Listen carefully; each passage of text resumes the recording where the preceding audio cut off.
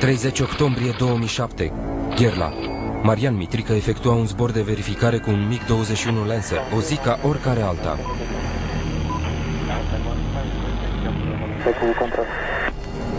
Eu am făcut pas control pe canalul 7.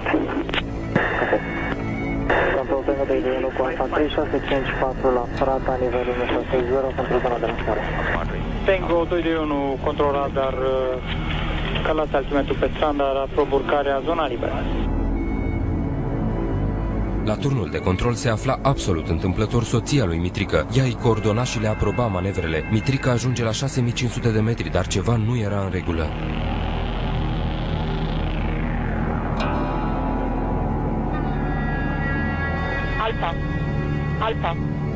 Alfa.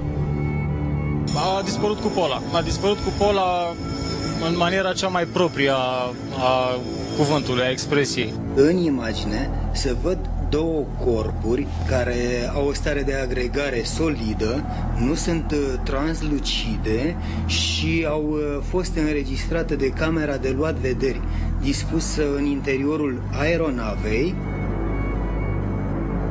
Sticla din cabina pilotului a fost spartă de unul din cele 4 obiecte ciudate. Pilotul a fost rănit, iar resturile de geam i-au ricoșat în masca de oxigen, foarte aproape de ochi.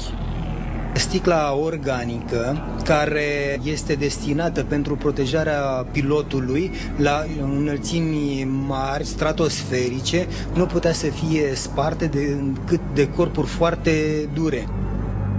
Specialiștii au exclus rând pe rând toate ipotezele. Am analizat activitatea de lansare de rachete, dar asemenea activități nu au fost desfășurate pe timpul executării zborului. Păsări nu puteau fi. În Europa nu sunt păsări care se zboare la această înălțime. Nu puteau fi nici bucăți de gheață, pentru că cerul era senin, dar nici bucăți din vreun avion sau meteorit. Avionul se putea prăbuși în orice moment, așa că pilotul s-a gândit imediat la aterizare. Trebuia să cobor și să mișorez viteza. Fără sentimente, senzații de teamă sau de panică, nu mi-a permis luxul ăsta, n-am avut timp. L-a ajutat să coboare din cer îngerul său păzitor de la turnul de control, soția. Puma 49 pe direcție coborârea. Aprob, Puma 49.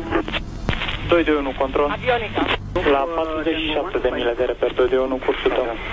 Tango 221, topas control dacă. Te aud cu 2.